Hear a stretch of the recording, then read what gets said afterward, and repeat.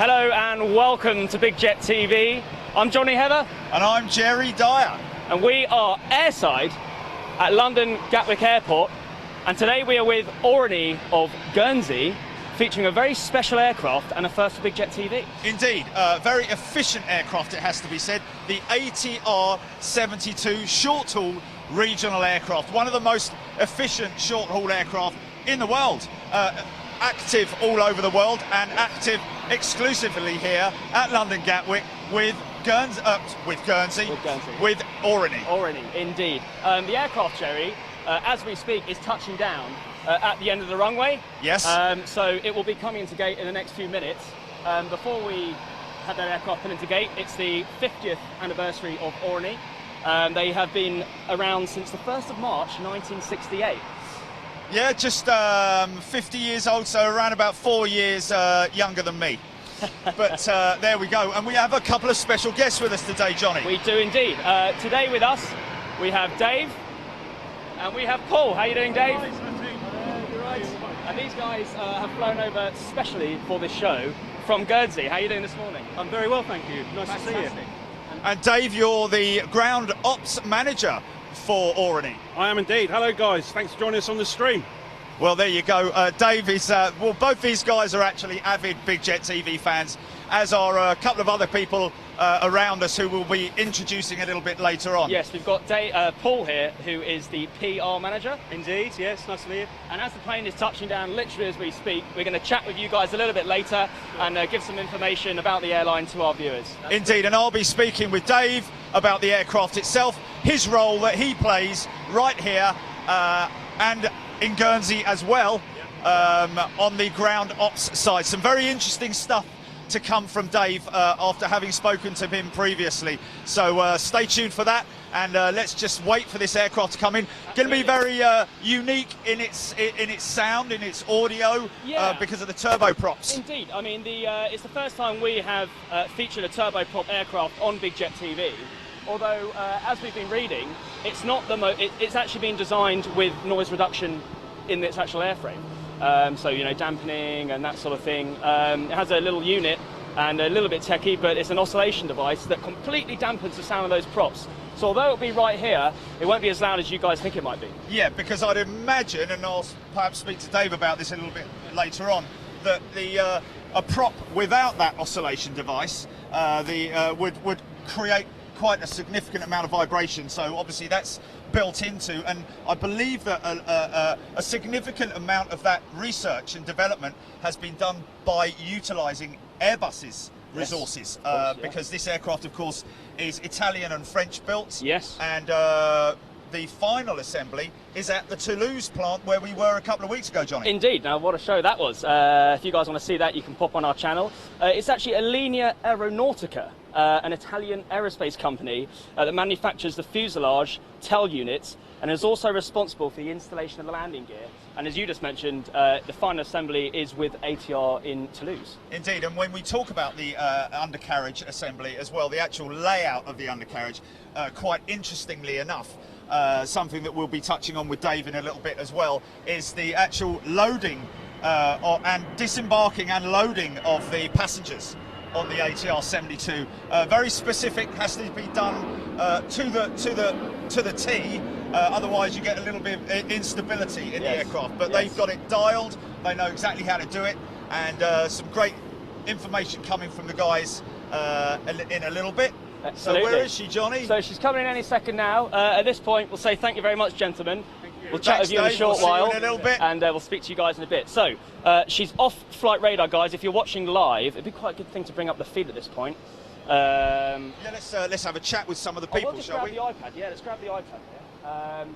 We're visually having a look here because she will appear from below the green aircraft there on our left. So we've got everybody in the house. We've got Daily Express, I believe, Johnny. Daily Express. Hello to everybody at Daily Express, and of course the guys at Aurigny as well, who are going to be watching this a little bit later on. So yes, they are. Hello to everybody watching in Guernsey and wherever you are as a follower of Aurigny.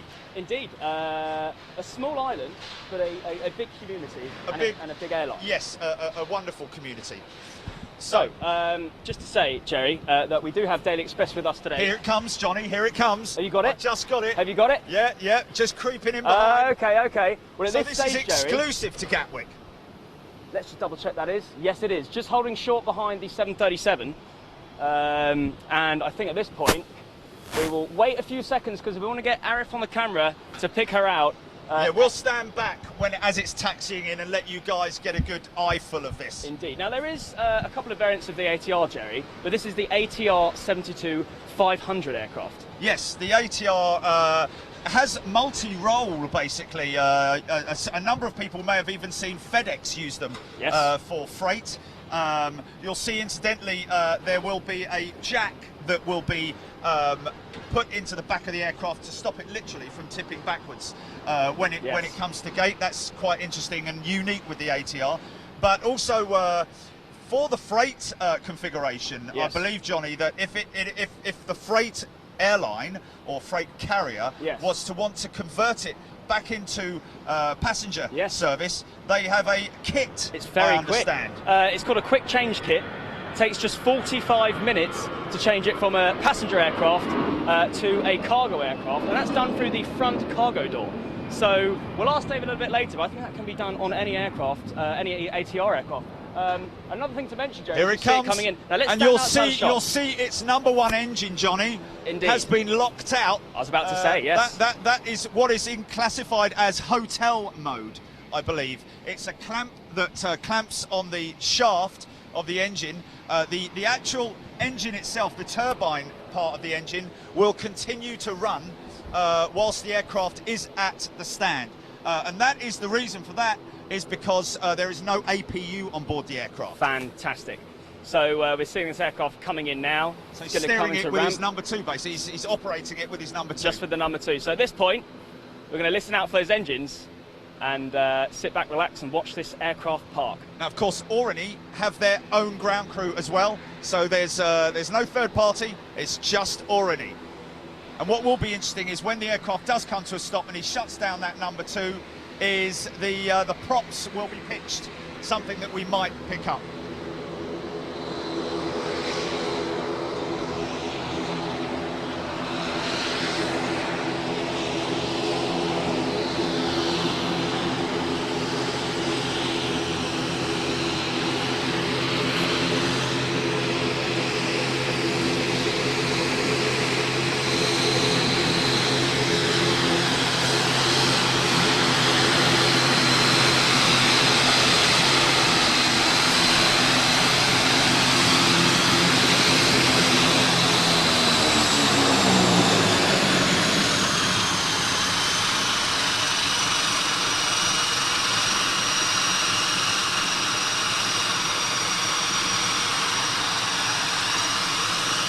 Now, I'm not 100% sure, Johnny, but I do believe that Tristan Merchant, the first officer on board this aircraft, may have flown this leg. I'm not sure. We'll just have to we'll see. Be speaking with him shortly. See that lockout? Absolutely insane. Now, I'm happy I'm not wearing ear defenders because that is really a nice sound. A very nice sound of that prop. I think I may have been wrong in saying that the number 1 is used as the APU. I believe, seeing the lockout there, I believe that is the lockout. So now the ground teams will go to... This is very loud, isn't it? It's very loud. I mean, I can't hear you, but they can probably hear us through the mic. You've got the ground teams now applying the APU. Is that okay, Arif? So we've now got the ground teams have just secured the APU into the front of the aircraft, the ground power, that is, and you've got the signal there from the team leader letting the pilot know that the power is in and they can turn off the power in the aircraft, as you can hear now. There we go. That's a little bit better. I can hear you now. Right. Okay, so there we go, Johnny. Wow, that was exciting, Jerry. So as she's shutting down there, that's just like a jet engine, isn't it? Just like a jet engine. I mean, you guys, you'll notice that it's only got 6 propellers with the ATR 500. Blades, sorry. It's only got 6 blades on the ATR. However, it definitely sounds like a jet aircraft as it's powering up and powering down. And of course, all carbon composite blades as well. I believe around about 19% carbon used on board this aircraft. Right. Indeed. Let's. Are we going to do a walk around first, Johnny? Are we going to do the static walk? Wait for a second, as they're just going to get the passengers I believe those black leading edges are the de-icing boots. I believe that is the de-icing, expandable de-icing boot. Information here about the de-icing systems on board. So you can see, actually, looking at the undercarriage now, it is actually quite well splayed apart. Are we going to bring Dave and I think we're going to do the external tour in just a second. Now we'll just wait for Dave. When will we be able to initiate the external tour? When will we be able to initiate the tour? Tristan, who is up in the flight deck there, he'll come down for his walk around of the aircraft. Yeah. So he should be off as soon as the passenger off. He'll come off the aircraft, and then we'll see a situation where he'll do basically a arrival walk around, make sure there's nothing untoward on the aircraft, no leaks, damage, that sort of thing. Once he's done that, he'll jump back on board, probably go with you guys, go through the flight deck with you, talk you through a couple of what happens on board. Following that, obviously the guys you can see are the teams that are working around the aircraft will prepare the aircraft for departure, so it's loading, the unloading of the bags, that sort of thing. Make sure passengers arrive at a certain period of time, so because the turnaround's quite a tight turnaround of 30 minutes, each stage has to happen at a certain set time, so passengers will be presented. Can we turn this way so that we can just... Yes. So we'll first conduct. No worries. That's okay. So we'll first conduct the first officer Tristan is going to conduct the walk around, the check. So it'll be the pilot who's flying the next sector. So I'm not sure who brought it up today, but obviously they're working with a team in the flight deck. One will be on the communications, monitoring what the other pilot's doing. So that's safety check between the two of them while they're working together. Whoever's flying the line of flight back down to Guernsey today will be effectively responsible for the airframe, so he'll do his walk around the aircraft, so on and so forth. Obviously, the first officer flying, the captain still has overall responsibility for that flight as the captain, but he delegates tasks to flying the aircraft to the first officer for certain sectors during the day. And like I say, they work as a team to make sure it's done in a safe, procedural way. Okay, and we noticed also that you guys have your own ground teams here. Yeah, absolutely. One of the big things we've got with Guernsey is it's very much a... we need things to happen at certain times. We've got slots to achieve and things like that at Gatwick. And not only that, these aircraft operating these services are committed to other services as well. So if we pick a handling delay up somewhere across our network, it does actually have a knock-on effect, or potentially have a knock-on effect to the rest of the route network. So for me, it's really, really important that we get these aircraft out on time. And in Gatwick, because it's such a busy operation, not just with ourselves, but there's a lot of big carriers here. And we have six flights a day into here, so it seemed to it did make sense for us to actually fix a lot of the problems we did have at Gatwick by introducing our own team. And since we did do that in December last year, we've seen a massive improvement in the level of service we're getting, the customers are getting. So you're able to pass that saving on to the customer? Yeah, I mean, ideally, yeah, that's exactly where we want to go, because at the end of the day, you know, if we pick delays up, which Guernsey's got a curfew of 9 o'clock that shuts, anything after that, there is a cost involved to keep the airfield open. So we want to avoid those costs all the time to try and keep the costs at a manageable level. And I believe there's a unique way of loading and unloading the aircraft. Tell us a little bit about that. Yeah, the ATR is very unique in a sense. There you see other aircraft as well, but you'll probably note on the arrival of the aircraft that the guys put a pogo stick in the rear of the airframe. On the 72, it's a bit of a ground stability issue with regards to too much weight at the back. Obviously, it'll fall over. Not ideal in this industry. So obviously, as an organisation, we've got our own processes and policies and procedures in place to effectively mitigate any risk of that happening. So the first one, obviously, is the airframe. Has got its pogo stick. That's industry standard with the airframes produced by the manufacturer. Can you get a shot of the back, pogo stick at the back there, Aaron? Now you notice it's not actually, Dave, secured to the ground. It's not touching the ground. So it's there just in case. Just in case, yeah. Yes. Okay, and we have here with us, thank you, Dave, Pilot Tris, the man himself. Nice to meet you. Johnny, and I'm Jerry. Nice to meet you, Tristan. How was the flight? Good to speak to you. Yeah, it was good. It was lovely. Very nice and smooth. A bit hazy today, so obviously you couldn't see fully everywhere, but you could see on the ground, you could see the shore on the south coast of the UK, and coming in. A bit busy in Gatwick, so didn't get any holding, which is very nice. So you have around about a 17,000 foot ceiling height on the aircraft. We cruised at about 25,000 feet. Oh, was it? Well, okay. We cruised over at 15,000 feet. Yes. But the aircraft has a ceiling of about 25,000 feet. I see. Okay. Usually we never kind of get up there unless we're kind of like empty or something like that. So yeah, we kind of cruise usually around about 15,000 feet. So a lot nicer for the passengers to get more of an experience to see what they're flying over. Yeah, very much so. Yeah. I mean, the cabin are allowed to get on with their service, serve our passengers drinks, and sell the duty free and stuff like that. So you're going to be flying the aircraft back on the leg today. So I was what we call pilot monitor for this sector. So now it's my duty to do the walk around of the aircraft. Check it's all fits, and I'll take you guys round for that, and then I'm going to be flying it back to Guernsey in about 25 minutes. I think it might be an idea, Johnny, maybe to give Tristan the microphone and let him do his thing. Do you want to do your own walk around? Take it away. Arif's going to come with you. Oh, why not? Yeah, can do. So I'll basically just give you an overview of what I'm looking at and what I'm looking out Fantastic. for. Basically, So a bit about the aircraft as well. all you really need to do is just sure you hold the mic talk into close the to your mouth. microphone Yeah, that's fine. and take us away and do Okay, your thing. Fantastic. Well, we'll start over the other side of the aircraft, Okay. as I usually do it. We'll go around this side.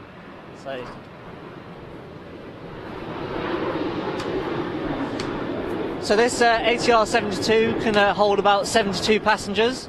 We have about 3 of these in our fleet, 72-500s, and we have one ATR72-500, which can seat about 48 passengers. The registrations are quite an interesting thing, actually. In Guernsey, we have different bays, and so, most of the registrations of the aircraft are named after those bays. So Lere is one of the bays to the west of the aircraft. Of the island. Sorry. So firstly, as it's my kind of walk around here, first thing I'm checking is basically the exterior of the aircraft, making sure there's no dents or anything like that, and I'm just basically doing a visual check. This is where we check our hydraulics, so I'm making sure that they got specific and enough pressure inside there. I'm checking inside here and making sure there's nothing fully in there as well. Another hydraulic check as well inside here, making sure it's got enough fluid and stuff like that. And again, nothing else is put in the little hatch there. Again, I'm just checking the condition of the wheels, making sure the tyres have nothing bad on them, and I'm checking the brake wear indicators as well. These little pins here, in here, making sure that they actually have some excess protruding out there. If they're fully flush with that surface, it means that the brakes need changing. So obviously we'd have to have a look at that, but that's absolutely fine and safe for operation today. Checking there's no leaks as well around the wheels as well. Once again, I'm checking around here, checking inside the wheel well. This is where all the landing gear comes up, and checking also a lock there. There's no fluid leaking or anything like that, which is good. So that bit's all checked now. I'm now checking basically the underside of the wing on the left-hand side of the aircraft, checking the back of the engine, making sure everything looks as per normal.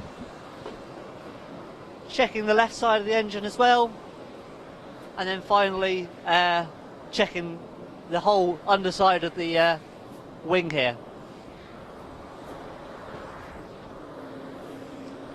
I'm also checking that we have our navigation lights. So either side of the aircraft, we have a red coloured light on the left side, and then a green coloured light on the right hand side. And I'm also checking at the front of the aircraft. We have a very interesting system on board the aircraft which we call boots. Usually on jet aircraft like the Aer Lingus Airbus A320 on the left hand side here, they use hot air from their engines to actually get rid of the ice. We unfortunately can't use that. We have to use what we call pneumatic boots, and I'm just basically checking the condition of these to make sure they're in good condition, but obviously today we're not having any icing conditions. Just checking the propellers as well. There's 6 blades on these Pratt & Whitney engines, so I'm basically just checking the conditions of them, and I just basically move the propellers around slightly, so watching the cameraman, making sure that they're all okay, there's no dents or anything like that. It's just a general quick check, making sure that nothing's been picked up in flight.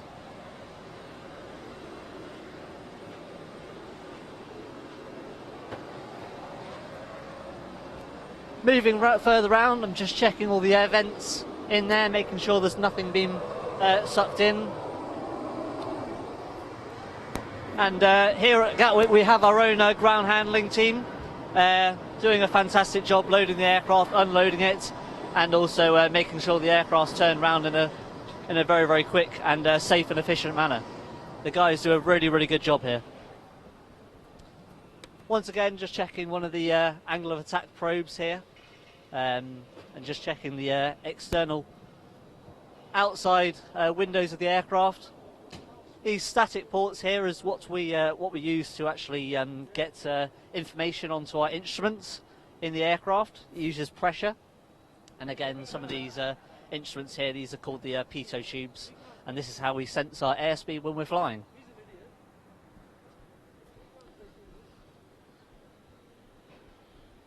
So basically, now we've done that half of the aircraft, we're basically going to do the same again on the right hand side of the aircraft. Again, just checking the exterior of it.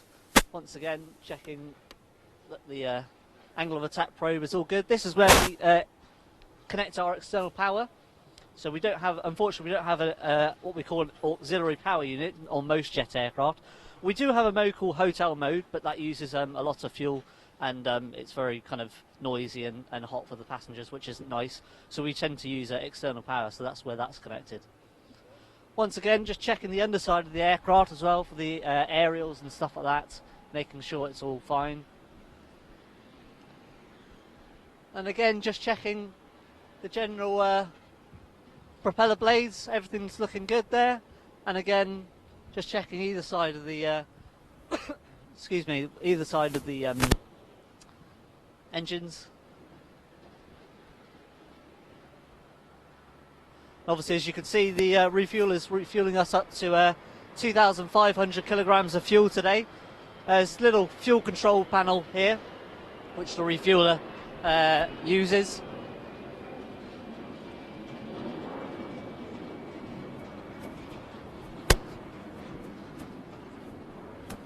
Just basically, again, checking the underside of the wing, making sure the static wicks, there's enough, there's about 5 on each wing there.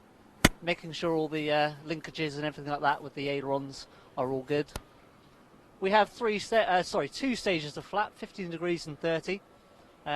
We usually use 15 degrees first, and then extend the gear, and then use flap 30 when we're landing. Once again, try not to get too close to the fuel hose, but I'm just checking the brake wear indicators and the condition of the wheels, and making sure that the wheel well is all clear and there's no leaks. As with a busy airfield, we have foreign object debris, so I'm just going to go around and give that to one of our passengers now. There you go, sir. So basically, just this is what we use a service door. This is what we use for catering and everything like that when we're back in base in Guernsey, making sure that the aircraft is fully stocked and everything like that. And finally, this is what we call a tail prop. We put this in to make sure that the aircraft is safely on the ground, and if it should tip at all, then that's going to stop that going any further. Basically, just checking the exterior of the tail of the plane. Again, you've got boots on the top there, and also the side on here as well. So that's the walk around of our ATR72-500. So I'll take you back to the Big Jet TV team now.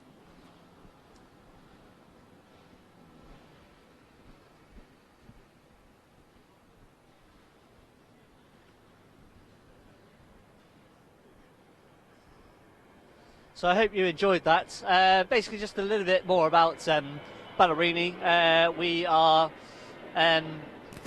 one of the longest running regional airlines in the world. I think we're now second, I believe. And as you can see, lovely aircraft. Usually these aircraft do about 8 sectors in total. Usually, sometimes between 4 and 6, something like that. But usually today we'll fly this back to Guernsey very, very shortly, and then we'll hand it over to a crew who are going to fly it to East Midlands and then back to Gatwick later this afternoon. Oh, well. What do you want to take over, Tristan? Tristan here. Wow! Thank you so much for taking us around. We really appreciate it.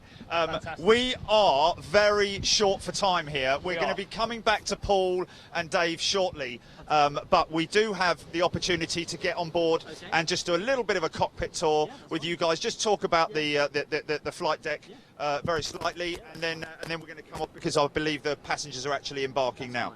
Okay, that's fantastic. So now, a quick question to you: how did you get into flying? Because people are wondering why you're so enthusiastic. So I got into flying at a very, very young age. I went over to a friend's house, as you do at that age, and he had this computer game on his computer where you could fly lots of aircraft and stuff like that. And I was in awe of this, and I kind of went home and got the game, and I didn't want to kind of sit inside all day on sunny days like this. Beautiful day today, so I wanted to try see what it was like real flying. Got a trial flight lesson for my birthday at the age of about 8 or 9, and as they say, the rest is history. Started my private pilot's license at a local flying club. Lots of them do very cheap trial flying lessons these days, and then continued right through my commercial pilot's license, multi-engine instrument racing, which is still kind of on smaller aircraft, and then moved on to the simulators where you learn to work as a team. And work as a two-man crew, and now I've been with Aurigny just over a year now. I started actually in the office doing an office role, which I still do as a tech support pilot, so do lots of fleet admin stuff, which is really good, and another string to my bow. Very good experience, and now I'm flying for the airline, and I've been flying around about 6 months, maybe just over more. So administrative tasks as well. Is there no end to your talent, Tristan? So you end up actually owning your own airline at one point, I'd imagine, later on in your life. I hope not. I love the flying, and that's what I love doing. So that's the part of it. That's the big part of it, of course. Office is a different experience as well. Of course. And gets you to have a bit more insight into the company. Absolutely. Right, well, let's get on board, shall we? Yeah. Arif, if you want to come with us. Can we? Sweet. Are we good?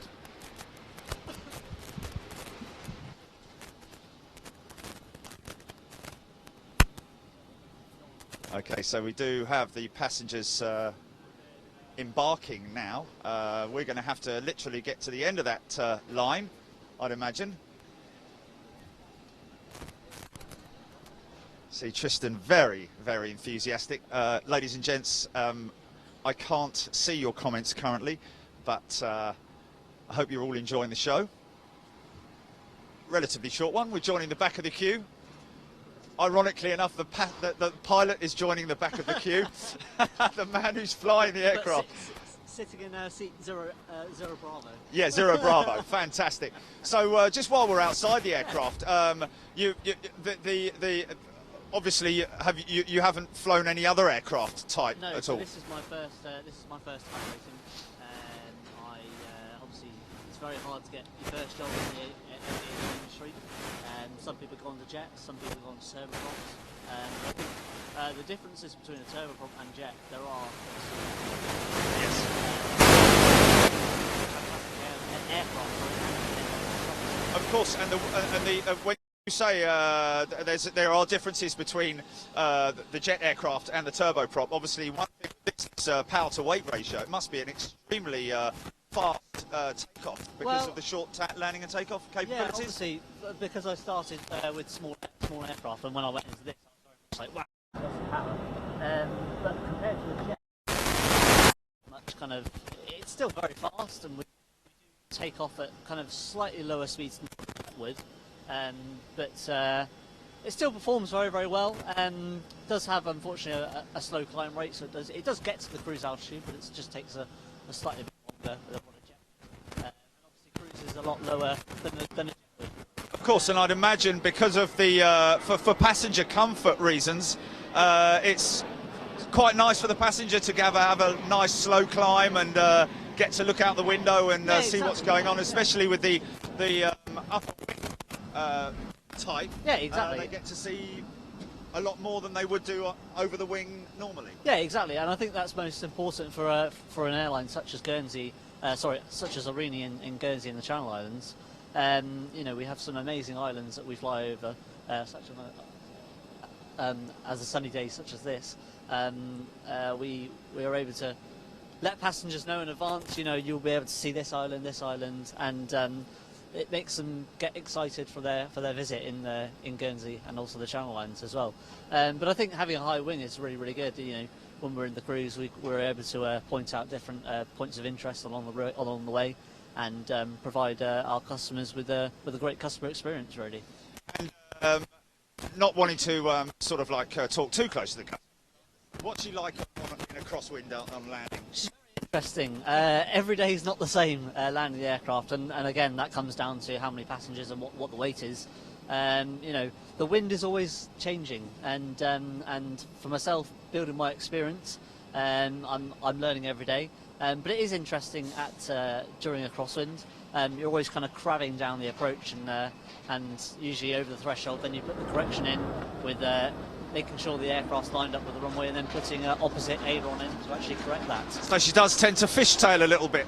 Yeah, a little bit. It can be a little interesting, but we've been fully trained to do the approaches in the winds, and being new, I do have crosswind limitations, and more experience I have, the further that gets increased. But if it's out of my limits, then unfortunately, fortunately, the captain does take over.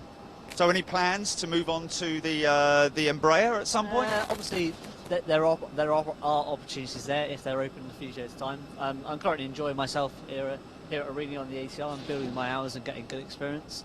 Always looking for opportunities and stuff like that. So, but at the moment, I'm really enjoying myself and hopefully giving something good back to the company.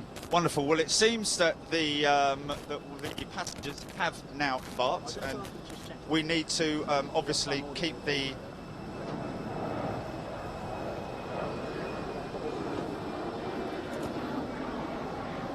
So we're just waiting for passengers to take their seats and put their baggage away.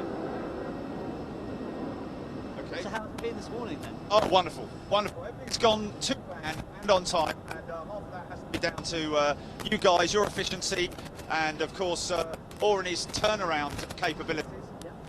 30 minutes is very short, you know. To some people it might not be, but it's impressive how quick they've turned this aircraft around. Especially boarding by one set of rear steps as well.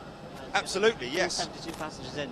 Yes, and something I noticed as well was the front load for the is that for the baggage up front? Yep. So it's just basically a weight distribution thing. We put our baggage, or a set number of bags,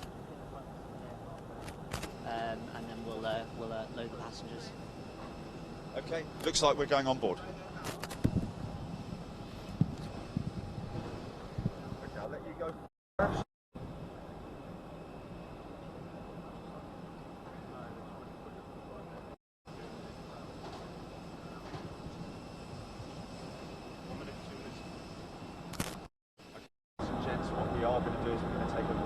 Very quick look into the flight deck. Very quick indeed. Obviously we've got passengers on board. We don't want to disrupt the turnaround time. Hello sir, how are you doing?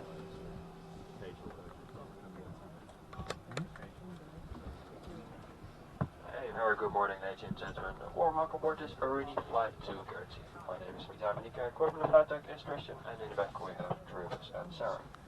Cruise Sarah will take you through the safety demonstration of this aircraft. Transfer voltage to this demonstration. As it does contain the important. So we're just doing a public address at the moment, so you can probably hear that in the background. Don't want to interrupt the captain at the moment for doing that. Just basically welcoming on board the passengers, giving a bit of information about the flight, weather in Guernsey, and basically introducing ourselves to the passengers. In a minute we'll show you a little bit quickly around the cockpit, what we could do on a daily basis, and what the instruments that we use. Hello. Right. Hello. Captain. So yeah, this is the ATR72. It is a glass cockpit, but obviously there are a few more dials. Obviously you can see two-man crew, and basically we have our engine instruments down in the middle here, and what we call a primary flight display and a navigation display. We have our autopilot at the top here, and we have our overhead panel where we can manage different systems as well on the aircraft. And down the bottom here is where we have our radio units as well, and where we can talk to different units. And this is where we control the aircraft and with the power levers and flap lever, park and brake. And this is what we call our flight management system navigation box, where we put in all our waypoints and make sure we know where we're going.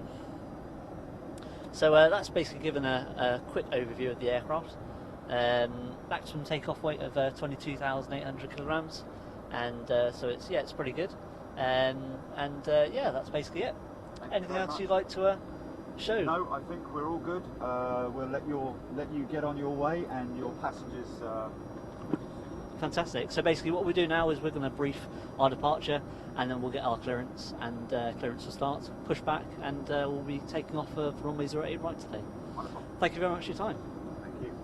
Take care. Have a good flight. Safe journey. All the best. Thank you so much for your time. Okay. Thanks, guys. Thank you. Thank you. Thank you. Thank you. Have a nice flight. Thanks. Okay, there we go. A little bit rushed, a little bit heat for Ilveson, but I think that was great. Thank you so much to Tristan. We have to say he's done a fantastic job. We're going to move back now. They're just doing their final checks and get this bird in the air. So Dave, let's bring Dave back in now. So they'll start. Let's get the aircraft in the back shot.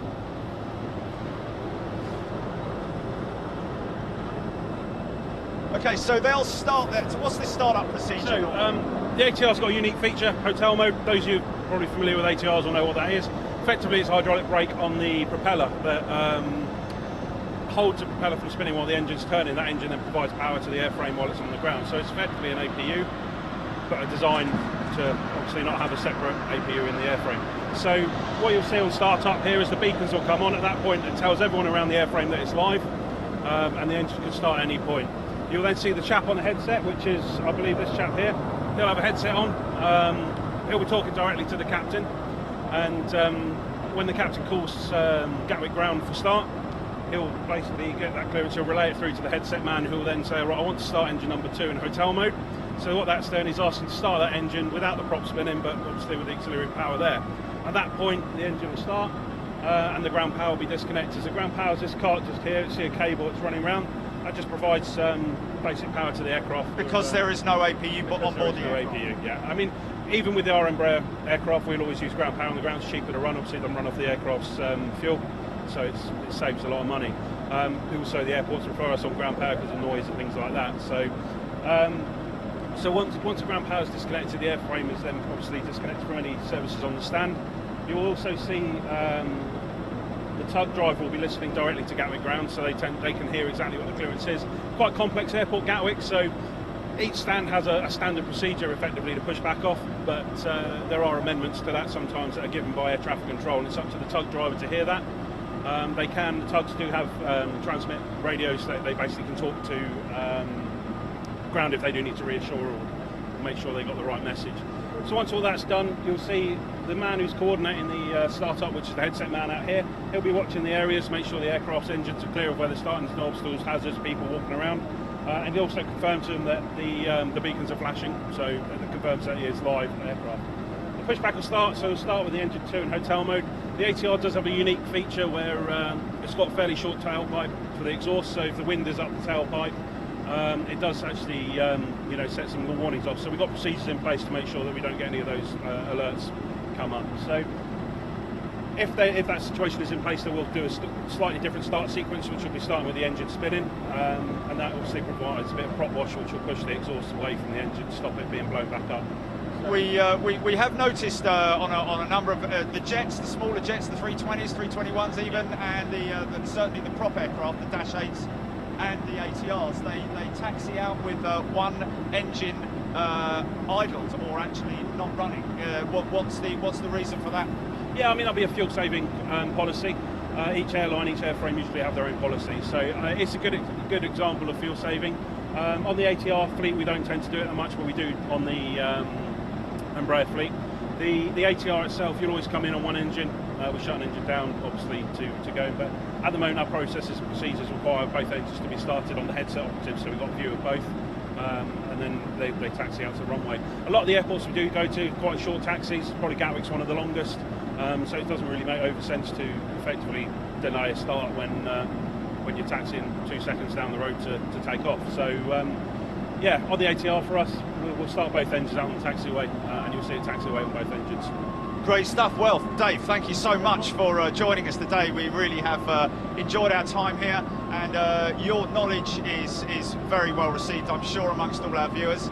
And looks like we are ready and set to go.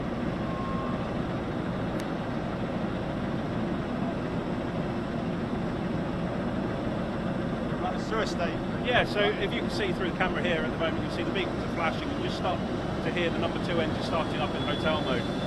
How you know it's in hotel mode is obviously the propeller isn't spinning, but you can hear the turbine starting to wind up. One other indicator we use to show hotel mode is active is on the side where the wing illumination lights are. We keep those switched on when hotel mode is active. So what we should expect to see now is that the ground power unit will be disconnected. That's a given, so you switch it on now.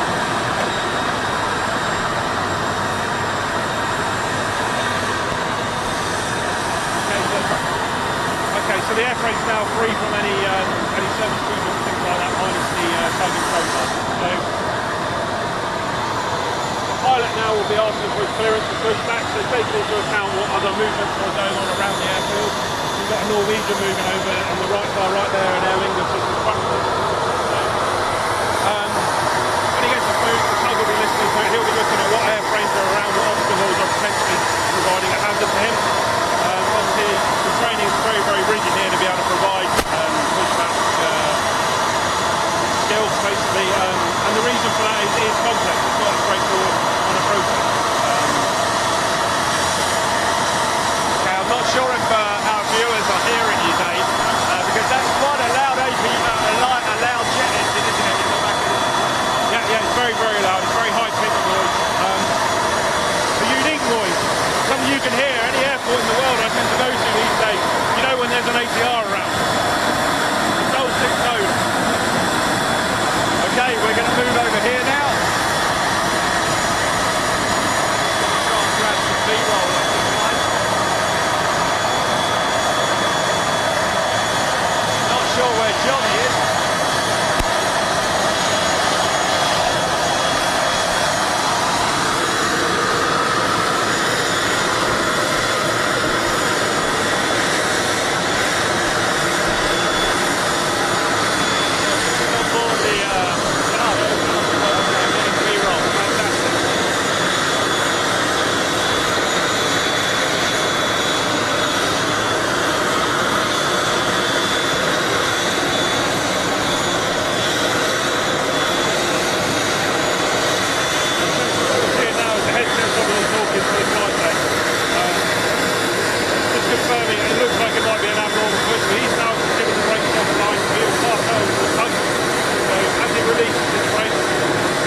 Knows that the airframe has no parking brake for that, and that is free to move. So you'll see a slow uptake as the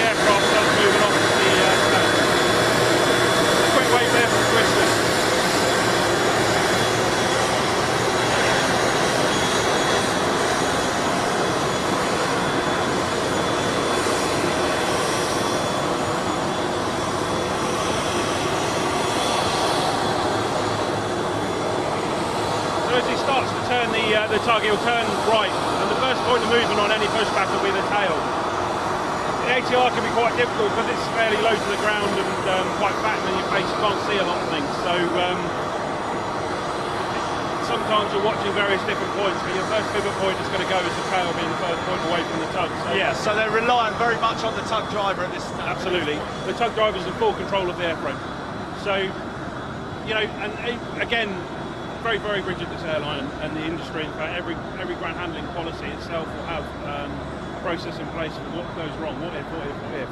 So, for example, most tow bars have got what they call shear pins in. So if there's too much force on the tow bar for whatever reason, it could be undulating ground, it could be a failure somewhere, the shear pin will fail. And that's what it's designed to do. In order to minimise any damage to the undercarriage. Got it in one. Yep. Protects the nose gear from any overstress and things like that. And again, there are processes in place. So at this point, with hotel mode running, the hydraulics will be charged, so the brakes will be there. Obviously, when you're moving backwards, you don't want to apply full brake because the momentum obviously will tip the aircraft up. So again, the crew get trained on how they would deal with that. So every eventuality is covered effectively that could go wrong or any effect that it could have. I mean, it's a good day for me because this aircraft's now gone, it's fairly much on time. So I'm quite pleased about that. Good turnaround, good effort from the guys here and a good effort from the team on board. It's a good example of how everyone working together can make that achieved. Okay, well, even more great information there from Dave. Paul, come on in. So, Paul, thanks for being patient. What a glorious day. Yes, what a lovely day, and we are very close. It's great we're not standing here and it's raining. Exactly. That would not be the ideal one. Now, I believe we might have this aircraft coming into gate here, so we are going to get drowned out a little bit with sound. But tell us a little bit more about Aurigny and how successful the airline has been over the years. Well, as you mentioned before in the show, we actually celebrated our 50th anniversary this year, which is makes us one of Britain's longest running airlines, which is an amazing achievement for such a small community airline. We are being drowned out. We are. Okay, we're going to have to let this one come in, guys. So, looks as though oh, we're going to get photobombed as well.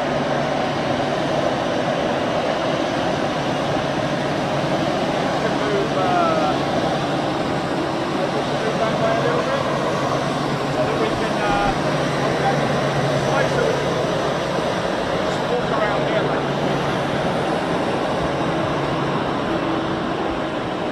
Yeah, that's a better shot. Okay, we're good.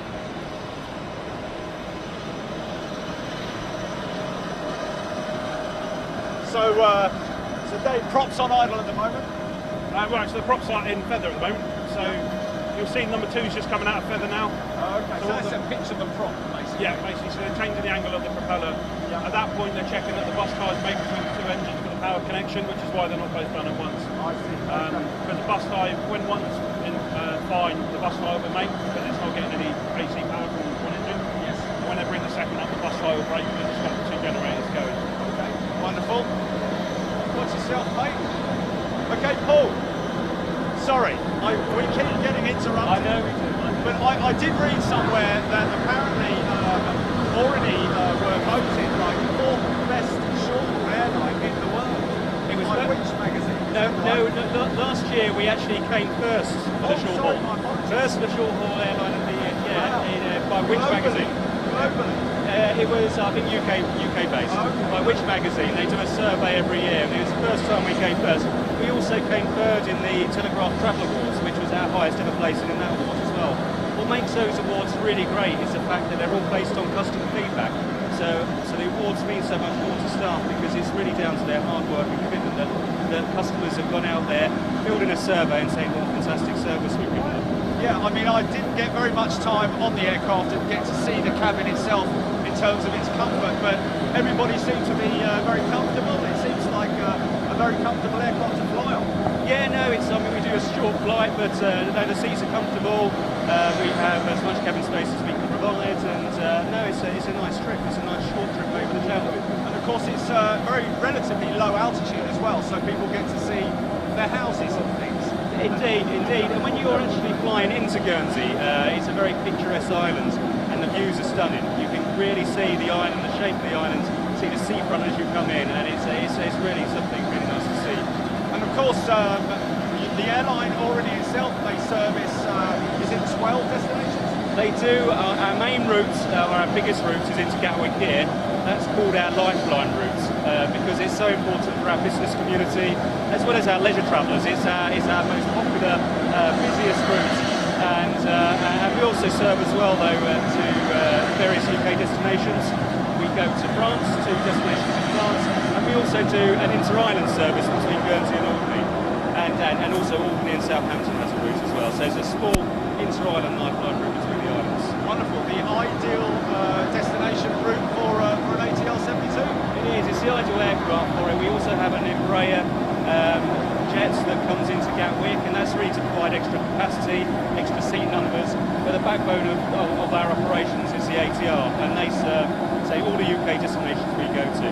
And you also do a seasonal destination to Spain, is that right? We used to. We're not doing that anymore. We did Barcelona in 2016, really popular, but we weren't able to get the slots again, so we had to put that one on hold for now. But we're also always looking at our routes and where we can go. So yeah, well, you certainly deserve it. Based on feedback from the customer, getting those votes with Which magazine, it must have been fantastic. It was a great end to 2017. Last year, as we're coming up to celebrate our 50th anniversary, it was a great way to. Fantastic. Okay, well, we shall see. Perhaps I can ask you how many turnarounds you have here at Gatwick every day. We do 6 flights in here a day, 6 return flights. So it's a busy place for us to come. It can vary slightly depending on which day, but it's our busiest place. So yeah, we're here all the time, and we've got a team here that are dedicated to serving the Gatwick passengers now. So. Yeah, I saw a great bunch of guys here, and it must be really to have your own ground team. It's important because from the moment they walk into the airport, they see our staff, they get to know them, and they're very proud to work for Aurigny. So it's great to have them here. Fantastic. Okay, well, John is back. I think we've managed to capture everything we could. Now we're just waiting literally for the aircraft to depart. And then you'll have another one coming in later, Paul? We will, yeah. We've got ATRs and the jet coming in later today, so it's another busy day for us.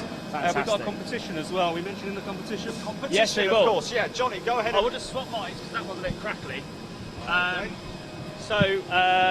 Thanks to Aurigny for holding this competition today, Paul. You guys, you know the drill. You're going to answer by sending an email to prizes@bigjet.tv. Now, what is the question? The question is, as part of our 50th anniversary, we're going to a series of European day trip destinations. If they head onto our website, if they can find the first trip where we're going to next, and it's going to be in June, give that answer, and they'll be in a chance of winning the prize. So there you go, guys. Head to the Aurigny website and find the special fare for the 50th day trip, and email your answers to prizes@bigjet.tv. And what are they going to win, Paul? They're going to win some replica models of our ATRs. So there'll be two ATR models that we've got to give away. There'll be registration, Vazon and Kobo. So not the one we saw today, but they're actually lovely models.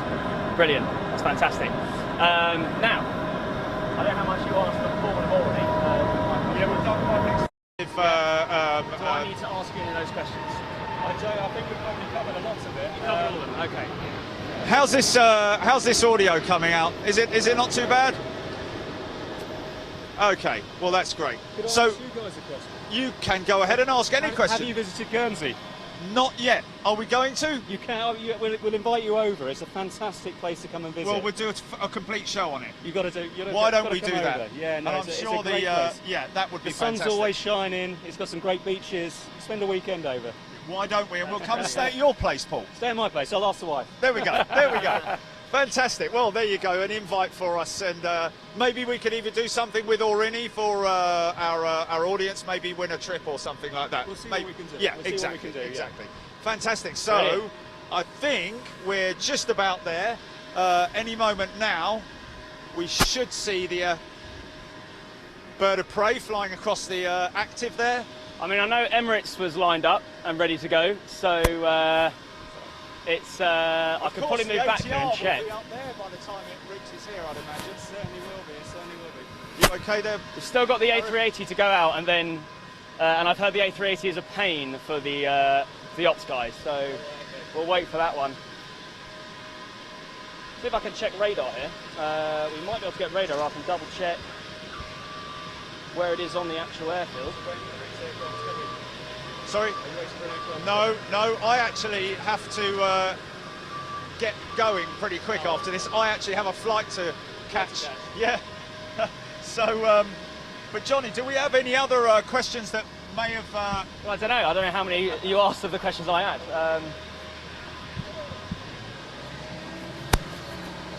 There's a very happy individual. Yeah. I don't know, how many, did you touch on every question I had for Paul, or? I didn't look at them, they just came off the top of my head, so I think we've... Was there anything, Paul, that you wanted to speak about of the questions I had for you which Jerry didn't cover? Just to say that for our 50th anniversary, we've got a huge amount of community events coming up. For the 50th, we've got an charity aircraft ball coming up next month, which is great. So then we're going to have teams in Guernsey competing to try and pull one of our ATRs that you've just seen. We've got primary school competitions. We've got the one-off day trips to Europe. So we've got loads of. We're really trying to celebrate the 50th anniversary and make the most of it this year. So in line with the 50th anniversary of Aurigny, with these events that you're putting on, I heard there's also a recreation flight. There was meant to be. It was meant to be on March the 1st, but we had snow. Would you believe? And the flight was cancelled. So we had a celebration in Aurigny, which is where the airline was founded, and we had a celebration a few days later. So we had a nice reception with them. Sure. And you guys also have some special fares going on at the moment with the luggage. I don't know if you mentioned that earlier. We've just introduced a new fare structure. This is all about giving customers more choice, more flexibility. We have, for the first time, a new hand luggage only fare, which is cheaper fares, the cheapest fares we've ever been able to offer. And it also makes us a bit more competitive in the marketplace. When people are looking where to travel, where to go on their holidays, they can compare our flights with the likes of EasyJet or other well-known airlines, and see that we're offering fares that are pretty competitive with them. Okay. And I don't know if you mentioned earlier, but you guys recently are an award-winning airline? We did touch on that, yeah. We ended 2017 with our Which Awards, Best Short-Haul Airline, and we also came third in the Telegraph Travel Awards, which was fantastic. And I said earlier to your colleague that the best thing about that was it was based on what customers said. It was based on customer feedback, so that's so important to us. Fantastic. Thanks a lot, Paul. Thank you. Cheers. Okay, so there you go, Johnny. I think in terms of what we've done with all the airlines and carriers that we've worked with, Yeah, I mean, Aurigny is just a fantastic airline, and not an airline that everyone knows about because it's such a small operator out of Guernsey. Absolutely, and but I was just going to touch on the point that it might be a small a carrier, it might be a small aircraft, but it's just been a real incitement into what happens here on the ground with an operator like the guys at Aurigny. Absolutely, it's a real team spirit. From the we've got a bit of footage in the pushback there, so we'll put that on the post-production piece for you guys. But it's a real team spirit. From the pilots to the people who operate on the ground, to the pushback teams, to the guys who work all the services inside of the office there. It's a pretty cool. Certainly, airline. Tristan was very enthusiastic and loves his job. It's great to see that people loving their job. Because if I was a pilot, I'd love to fly with Tristan. Put it that way. Yeah, great guy, very informative. Did a lovely little piece on the flight deck for us as well. The captain was very welcoming, and we just want to say, if any of you passengers that were on the aircraft earlier on happen to touch on this a little bit later, thank you for your patience. We tried. I don't think we held you up very much, but no, I don't think so. We did. So Aurigny is lined up. Can you see it there? Just below the... I do see it's just pulling onto the active now. Number now, one just to take quickly, we've got this young gentleman here, Johnny. Special member today with us. Yeah, a gold member who works with Aurigny. How are you doing, my friend? So just tell us who you are. I'm Dan. I work in the reservations department back in Guernsey. Oh, fantastic. So you've flown out here today specially for the show? Especially for the show, yeah. Oh, absolutely. Good man. It's to meet you good men. How long have you been a gold member? Probably about 5-6 months now. Fantastic. Yep. So watch all the shows? As much as I can, work depending, obviously. Saturday one, always watching. Wednesday one, not so much, obviously, depends how busy work is, but catch as much as I can, yeah. So And the great thing... Sorry, sorry, no, that's all right. You go, Johnny. no, you go for a minute, it's fine. I was just going to say, and the great thing about being a Gold member is the fact that you can catch up on the shows a little bit later. Absolutely, indeed. Johnny, you were going to ask him. How did you first find out about Big Jet TV? Did you find us online? I'm quite an avid aircraft spotter anyway, and going on Facebook the one day, just searching through all the aviation groups, and up you popped, and it was a no-brainer. What is it about the live TV side of Big Jet TV that you enjoy? Interaction with you guys through the comments, you know, everybody else around the world, like people I know. If I remember right, there's was it Wendy van der Ten? Wendy van der Weg, yes, yeah, from Holland, yeah. From Holland, and then all Wendy the people, VDW. That's the one, and then people, you know, Melbourne, in the States, all over. It's just... Yeah, the Aussie crew. Absolutely, the Aussie crew. Oh, that's fantastic. It's great to see and meet somebody who actually interacts with us. Exactly. And we've spoken with you before, no doubt. I've heard you mention me a couple of times. Great, that's fantastic. Just so long as we haven't met someone who says, yeah, but you keep ignoring me, or not that we ever ignore people, but comments just get left, unfortunately. Okay, the sometimes. aircraft is disappeared from sight, so any second now it should appear from behind this green aircraft.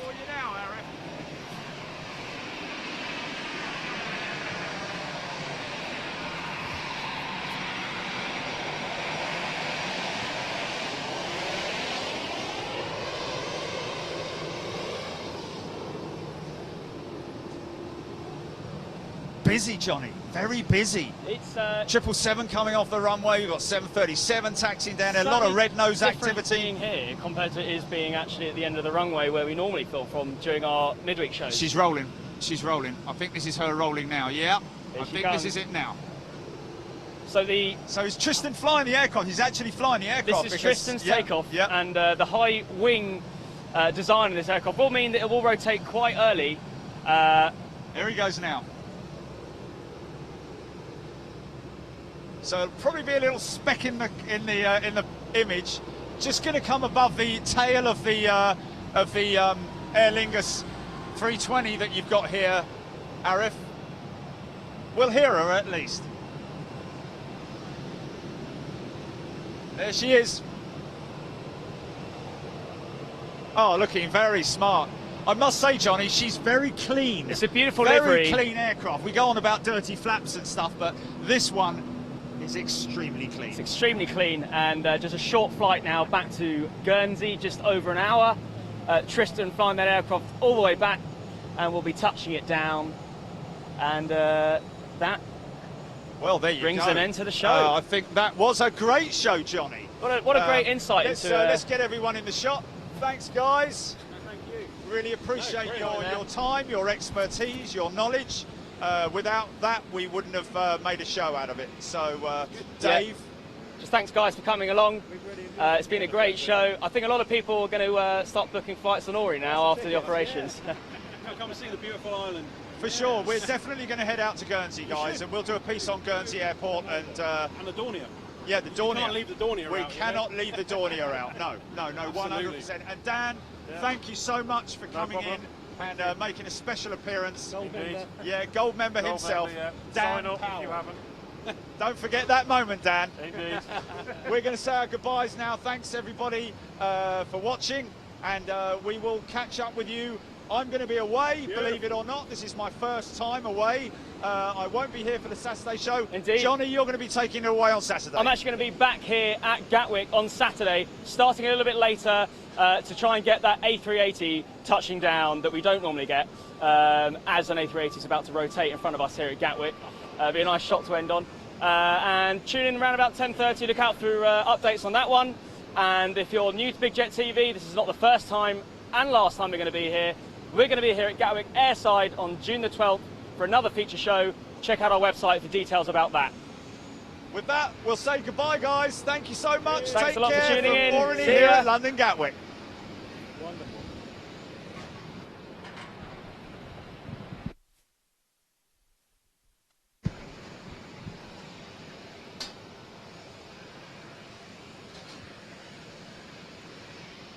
Let's get some personal B-roll there.